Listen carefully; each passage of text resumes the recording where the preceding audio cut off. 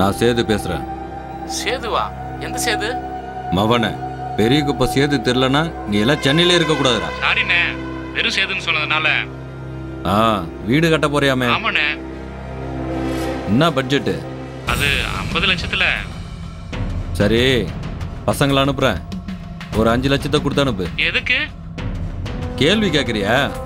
மணல், ஜல்லி, செங்கல் எதுவும் தெருவில் வைக்க முடியாது, பாத்துக்க. நான் எதுக்கு பணம் தரணும்? டேய், நான் ஏரியா கவுன்சிலர்ரா.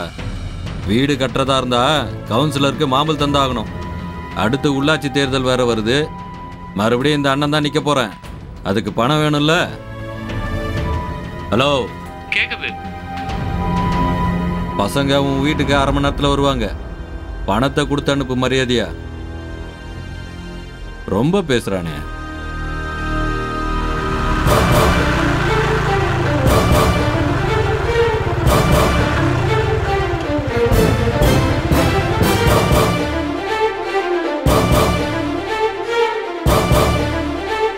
யாரு இவன்? இவன் பாண்டியனாச்சு. இங்கே எதுக்கு வர்றான்? என்ன பண்ணலாம்? அண்ணா, திருவேற்காட்டில் 1000 பேருக்கு அன்னதானம் போட்டோம்ல, அதே மாதிரி மாங்காடு அம்மன் கோயிலையும் 1000 பேருக்கு அன்னதானம் போடணுண்ணே.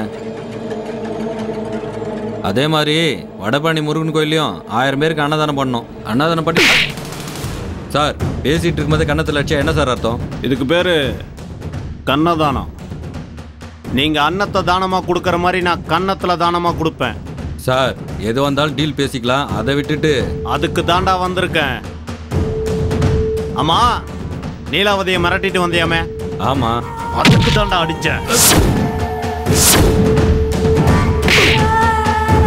சார் வேண்டாம், பிரச்சனை வேண்டாம். என்ன பண்ணுவ? என்ன பண்ணுவ?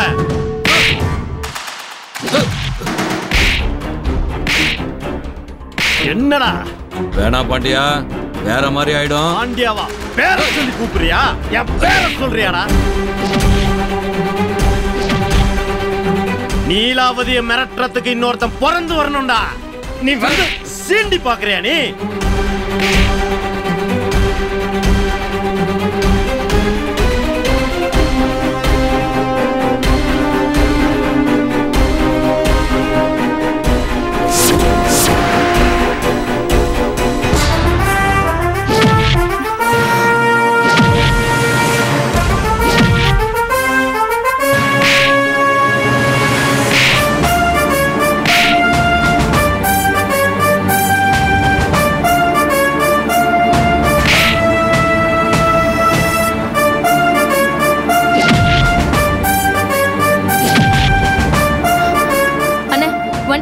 நிறுத்துங்க.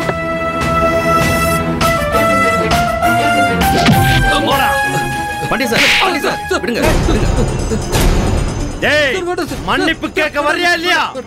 என்ன மன்னிச்சிருங்க சார். வேண்டாம் சார், விட்டுருங்க சார். என்ன மன்னிச்சிருங்க. இத வந்து நீலாவதி கிட்ட சொல்றா. சார். பாண்டியன் சார், என்ன சார் நீங்களே இப்படி பண்ணலாம்? உங்க வேலையை தான் நான் பண்ணிட்டு இருக்கேன். போடா சார். சொல்லிடுறேன் சார். அடிக்காதீங்க சார். என்ன சார், என்ன பிரச்சனை? பாண்டியன் தான் பிரச்சனை. புரியல. ஏரியாவில் பிரச்சனை இல்லைனா கூட பிரச்சனையை உருவாக்கி எங்களுக்கு தலைவலி கொடுக்கறதே பாண்டியனுடைய வேலையா போச்சு. பாண்டியனுங்கிற ஒரு பெரிய ரவுடியா? இப்பதாம்மா பெரிய ரவுடி. இதுக்கு முன்னாடி எங்க டிபார்ட்மெண்ட்ல போலீஸ் இன்ஸ்பெக்டரா நேர்மையா வேலை பார்த்தவரு. யார் கண்ணு பட்டுச்சோ வேலையை ரிசைன் பண்ணிட்டு இப்ப ரவுடியா மாறிட்டாரு.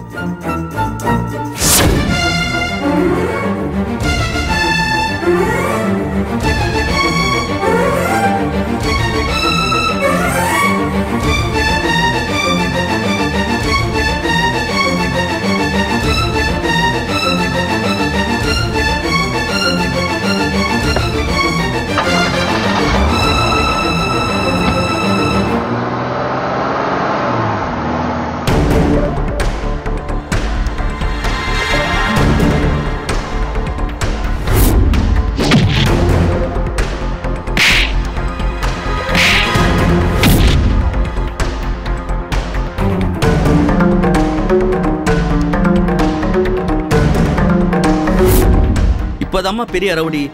இதுக்கு முன்னாடி எங்க டிபார்ட்மெண்ட்ல போலீஸ் இன்ஸ்பெக்டரா நேர்மையா வேலை பார்த்தவரு. யார் கண்ணு பட்டுச்சோ வேலையை ரிசைன் பண்ணிட்டு இப்ப ரவுடியா மாறிட்டாரு.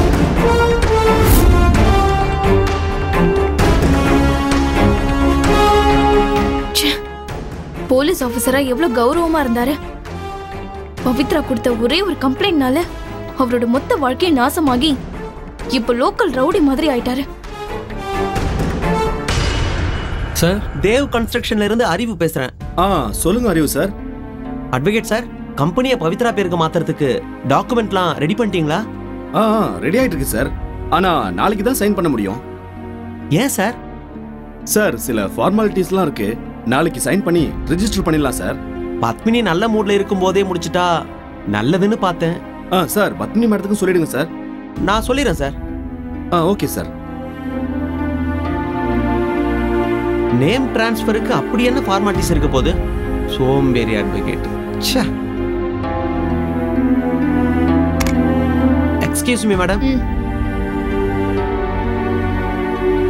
அட்வொகேட் கிட்ட பேசினேன், இன்னைக்கு முடியாதாமா. என்ன முடியாதா? கம்பெனியை பவித்ரா பேருக்கு மாத்துறத பத்தி நேத்து. இப்ப அது ரொம்ப முக்கியமா? பவித்ரா பேருக்கு கம்பெனியை மாத்தி கொடுத்தாதான் நீங்க வேலை செய்வீங்களா?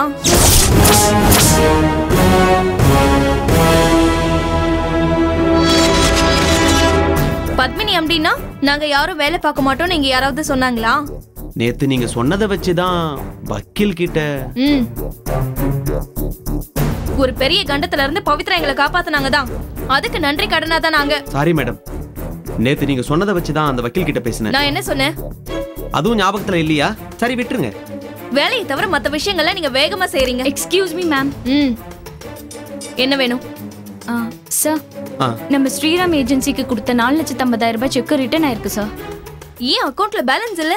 ஃபிகர்ல 4,50,000 ரூபாய் எழுதிட்டு வேர்டிங்ஸ்ல 4,15,000 ரூபாய் எழுதிருக்கோம்.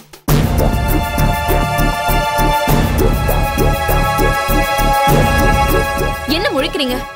எந்த லட்சணத்துல வேலை பாக்குறீங்கன்னு இப்பதானே தெரியுது. இந்த செக்க ஏதாவது ஒரு காரணம் சொல்லி மழுப்ப வேணாம். 15க்கும் 50க்கும் வித்தியாசம் தெரியாத நீங்களா ஒரு அக்கவுண்ட் மேனேஜரா? Excuse me. No excuse. Sriram ஏஜென்சிக்காரன் நம்ம கம்பெனி எல்லாரும் காரி துப்பி இருப்பான். இப்படி எழுதுனா காரி துப்பதான் செய்வான். தெரியுதுல்ல, அப்புறம் எதுக்கு தப்பா எழுதுனீங்க? செக் எழுதுறது நான் இல்ல, நீங்க தான்.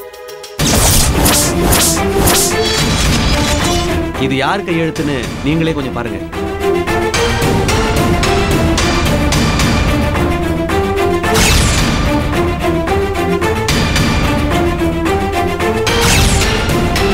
நான் எதுக்கு செக் எழுதுனேன்?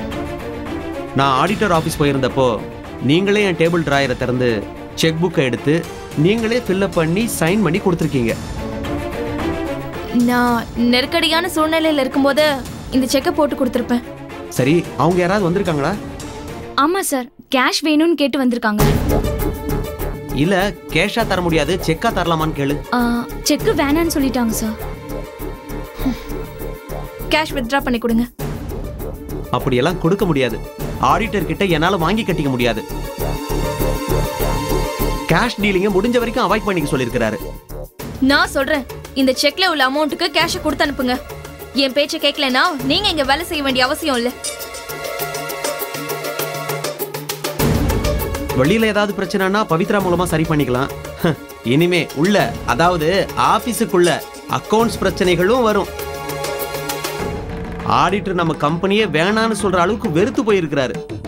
நீங்க மாற்றப்பதான் ஃபீல் பண்ணுவீங்க. சத்யா, நீ போமா. Okay sir.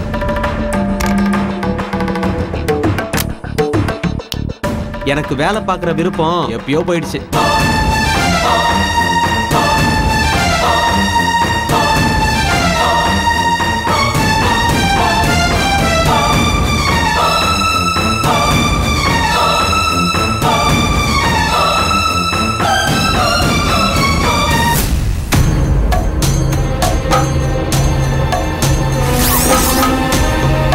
நீ பிரச்சனை பண்ணாம இந்த ஏரியா விட்டு ஓடிடு. உனக்கு 2 நாள் டைம் தரேன். ஏடா கூடமா பண்ணணும்னு நினைச்ச மவல உடம்புல உயிர் இல்லாம வண்ணாரப்பேட்டை பாலத்துக்குள்ள தொங்க விட்டுருவேன். இனிமே இந்த ஏரியா முழுக்க ஏ ராஜ்யம்தான். ஓ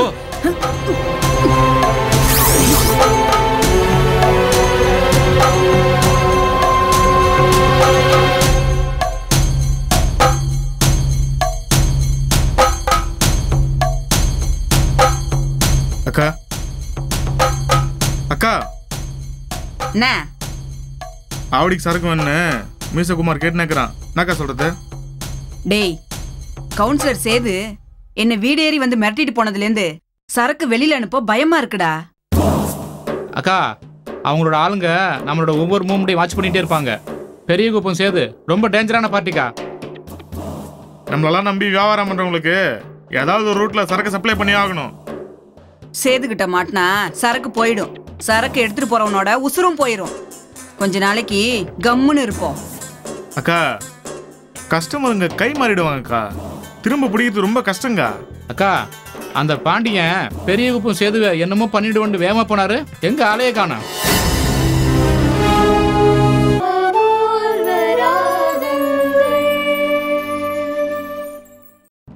சேதுகிட்ட மாட்டினா சரக்கு போயிடும்.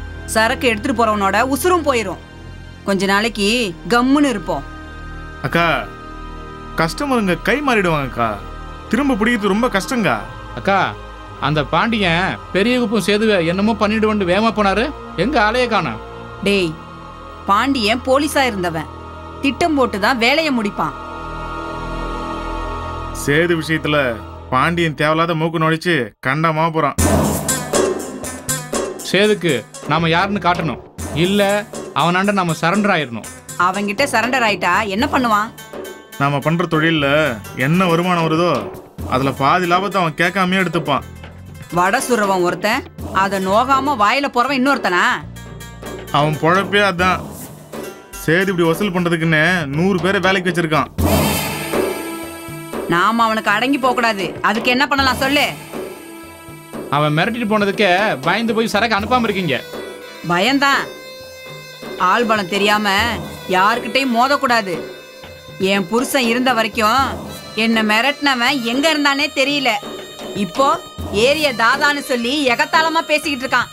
சரி, அந்த சேதுவை போட்டுடலாமா? டேய், அதுக்கு பிறகு நம்ம சென்னையில தொழில் பண்ண முடியுமா? அந்த சேதுவை போட்டாலே நம்ம பெரிய ஆள் தான். எல்லாரும் நம்ம கிட்ட கப்பம் கட்ட ஆரம்பிச்சிருவாங்க. பகல் கனவு காணாத பிரதர். சேதுவை போடணும்னா 10-20 பேரை தாண்டி தான் நம்ம போகணும். அவசரப்பட வேணாம். எப்படி போடலான்னு முதல்ல யோசிப்போம். சேது டெய்லி ஒரு இடத்துல தூங்குறவன். விடிய காலையில எழுந்து எத்தனை மணிக்கு போறான்னு அவன் கூட படுத்துருக்கவனுக்கே தெரியாது. அவ்வளோ சேஃப்டியா வாழ்றான் அவன். அவளை எதிரிகளை சம்பாரிச்சு வச்சிருக்கான்.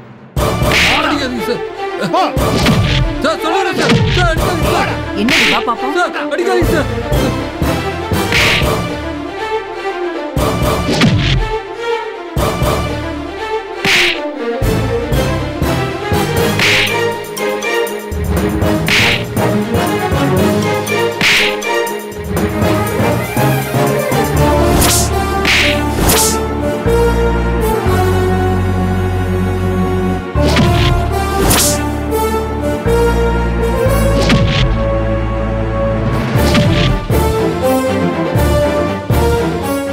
மன்னிப்பு கேள்றான். மன்னிப்பு கேள்றாங்கற. இலோதி என்ன மன்னிச்சிரு. எழுந்துறா. பாண்டியன் சார், நீங்க நிஜமாவே பாண்டிய மன்னன் தான். இங்க வந்து உன்னை மிரட்டிட்டு போனவன இவன் ஏரியாக்குள்ளேயே பூந்து இவனை தூக்கிட்டு வந்துட்டேன். அப்புறம் இப்ப பேசுறது? சார், நீங்க என்ன சாதாரணமான ஆளா? நாங்கெல்லாம் உங்ககிட்ட எவ்வளோ கத்துக்க வேண்டியது இருக்கு. டேய், இதுக்கு மேல தகராறு பண்ணுவ? இனிமே நான் உன் வழிக்கே வரமாட்டேன்.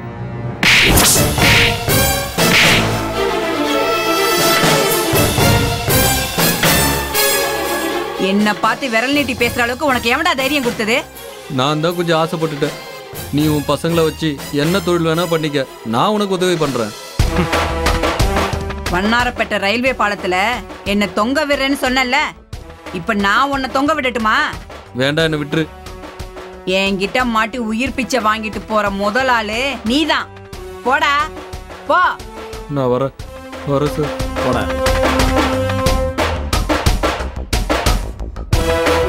பாண்டியன் சார், எனக்கு இப்பதான் நிம்மதியே வந்துச்சு. இவெல்லாம் ஒரு ஆளா? சார், நார்த்து சென்னையில் சம வெயிட் சார். பெரிய குப்பம் சேது ஒரு விஷயத்துல தலையிட்டா அங்க வேற யாருமே தலையிட மாட்டாங்க. உயிர் பயம் அப்படி. எனக்கு இவனை பார்த்து பயமே வரலையே. ரோட்லேயே வச்சு 4 சாத்துனேன். பாண்டியன் சார், நீங்க எனக்கு தெய்வம் சார். எனக்கு கடவுள் மேலெல்லாம் நம்பிக்கை இல்லை. நான் நம்புறேன். நம்ம கோட்டைக்கு நீங்க தான் காவல் தெய்வம். டேய் தம்பி, இன்னைக்கு நைட் பெரிய பார்ட்டி வச்சு கொண்டாடுறோம்டா. ரெடி பண்ணிடுறேங்க. பாண்டியன் சாருக்கு என்ன சரக்கு வேணும்னு கேட்டுக்க தம்பி. இல்ல இல்ல எனக்கு அந்த பழக்கம்லாம் கிடையாது சார். அன்னைக்கு ஃபுல்லா சரக்கு அடிச்சிங்களே. ஓ, ஒயின் ஷாப்ல நான் தண்ணி அடிச்சதை நீ பாத்தியா? அன்னைக்கு வேலையை ரிசைன் பண்ணிட்டேன்னு சந்தோஷத்துல குடிச்சேன்.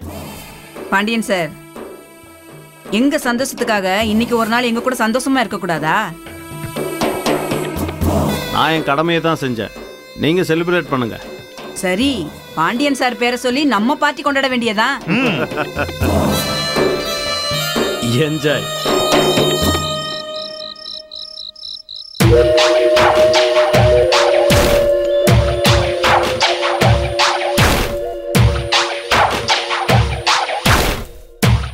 அக்கா உனக்கு? டேய், நான் ஒருத்தியாவது நிதானமா இருக்கேன்டா. நீங்க எல்லாம் குடிச்சு ஆடி சந்தோஷமா இருங்கடா. பாண்டியன் சார் குடிக்கலனா அது பாத்தியே இல்லக்கா. சார், இந்த பார்ட்டியோட ஹீரோவே நீங்க தான். சும்மா லைட்டா டேஸ்ட் பண்ணுங்க. நீலாவதி, வேணான்னு சொன்னா விட்டுற வேண்டியதானே? பசங்க ஃபீல் பண்றாங்க சார். சார், நீங்க குடிக்காம நாங்க மட்டும் குடிச்சா ஓசி குடியாடும் சார். நீங்க சாப்பிட்டாதான் சார் நாங்க சாப்பிடுவோம். இதுக்கு மேல நான் உங்களை கம்பல் பண்ணவே மாட்டேன் சார். வாங்கி குடிங்க சார்.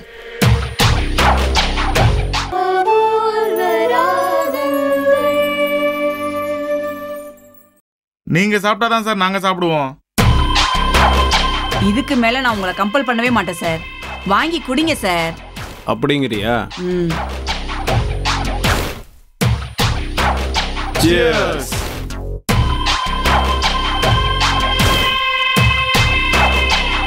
டேய், என்னடா முடக்கன்னு குஷ்ட?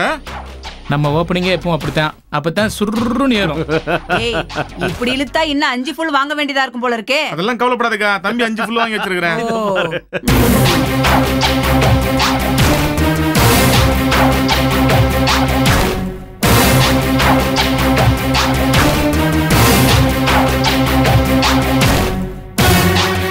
பாண்டியன் சார், ஹாப்பியா இருக்கிறீங்களா? நம்மளுக்கு சந்தோஷம் எல்லாம் தண்ணி அடிச்சாதான் சார் வரும். டேய், வீட்டுக்கு போய் பொண்டாட்டி பிள்ளைங்களோட இருக்கிறதா உண்மையான சந்தோஷம். என்ன சார், உங்க பொண்டாட்டியோட தான் நீங்க பேசுறதே இல்லையாமே. அப்போ வீட்டுக்கு போனதுக்கு அப்புறம் யாரு கூட சார் சந்தோஷமா இருப்பீங்க? என் பொண்டாட்டிக்கிட்ட நான் பேச மாட்டேன்னு உனக்கு யாரா சொன்னா? இவன் தான் சொன்னான். இல்ல சார், ஒரு நாள் நீங்க என்கிட்ட. என்னடா ஒரு நாள்?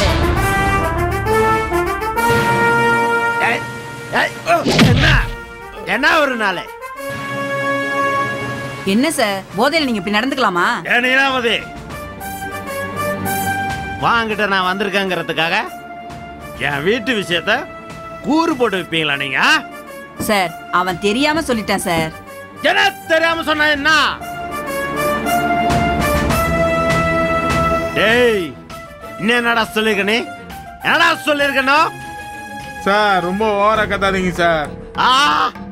நீங்க ஒரு நாள் பொண்டாட்டி கிட்ட பேசி 10 நாள் ஆச்சுன்னு சொன்னீங்கல்ல, அதுதான் உங்க மேல இறக்கப்பட்டு இவங்கிட்ட நான் சொன்னேன்.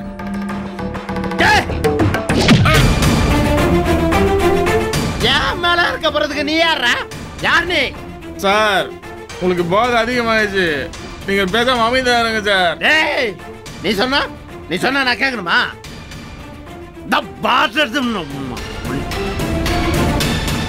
பாண்டியன் சார், அவன் பண்ணது தப்புதான். நமக்குள்ள எதுக்கு தேவையில்லாத சண்டை? அவன் பேசுறது தப்பு தானே. என்கிட்ட மன்னிப்பு கேட்க சொல்ல அவனை.